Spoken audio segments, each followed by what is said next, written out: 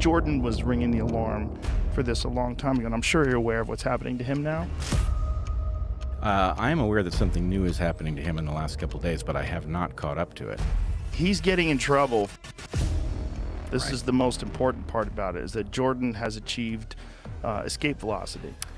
And he doesn't need them anymore. And so this is an empty threat. So this removing his license, you're not going to take away his education, his degrees. If you say you're removing his license, well, I don't think he's seeing clients anymore. He's not really acting as a clinical psychologist anymore, is he?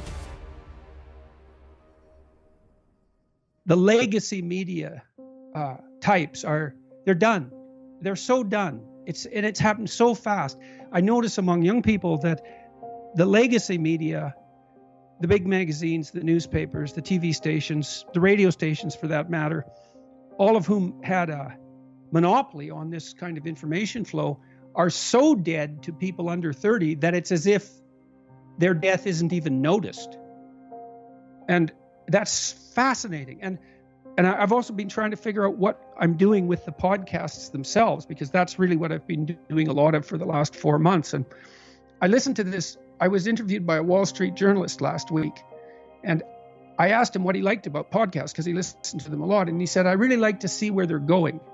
And I thought, yeah, that's exactly it. Because in a legacy media interview, everything is scripted and you're never talking to a person. You're talking to the corporation, essentially. And I'm not being cynical about that. It had to be that way because bandwidth was so expensive.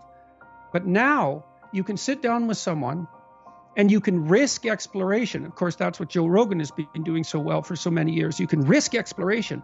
You can have two people having a genuine discussion about a complex issue. And so they're engaging in dialectical thinking. And if they're good at it, they're modeling it. So they can model high quality dialectical thinking and pull people along on an exploratory journey and make it permanent. And that's completely revolutionary. That's never been possible before. And the possibilities are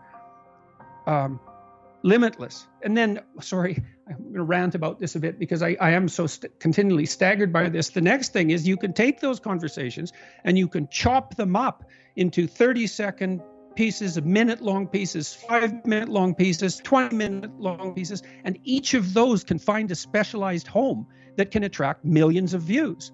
And so it's as if you could write a book and sell it by the sentence. It's really something.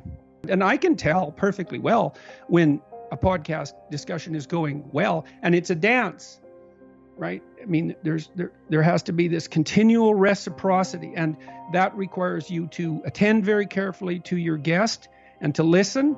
I have some trouble with not interrupting because for a variety of reasons, but some of that's the technological lag produced by Zoom and Skype. It makes you a little less,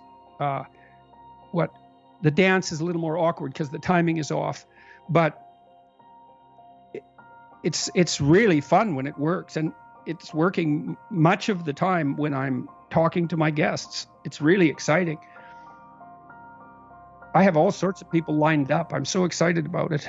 I think that if in 2 hours you reveal your hand and everyone can see it, you reveal the weaknesses and strengths of your argument, you reveal the weaknesses and strengths of your character.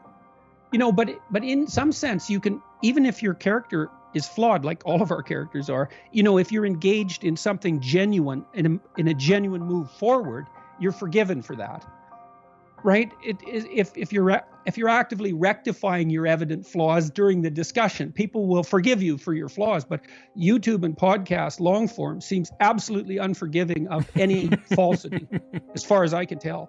I mean, sometimes we do some editing.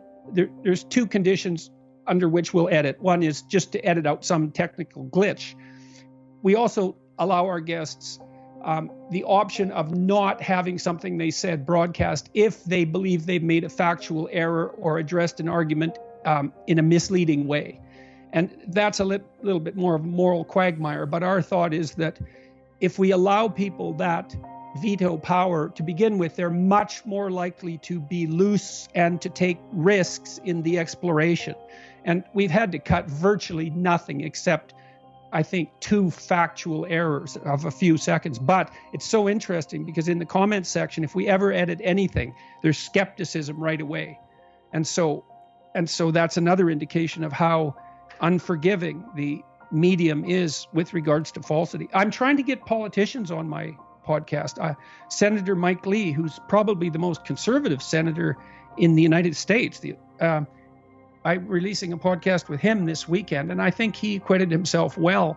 And I'm hoping that I've been in contact with a large number of Democrats, and I'm hoping that they'll take the big leap because they can talk directly to their constituents. They can talk directly to the people who they're responsible to with no intermediation of bureaucracy, if they dare. Because like I said, I think you can make mistakes, but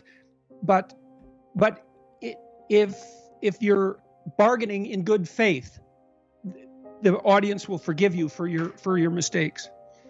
So, but you're punished brutally if you're false. So, and I don't know about you, but I'm really attentive to the comments. I watch how people are responding. And, if 10 people point out something, I'm still working on this proclivity to interrupt, but if 10 people point out something, I try to address it. My team tries to address it because, well, why not? You're probably doing something wrong at some point. If enough people tell you, it's tricky.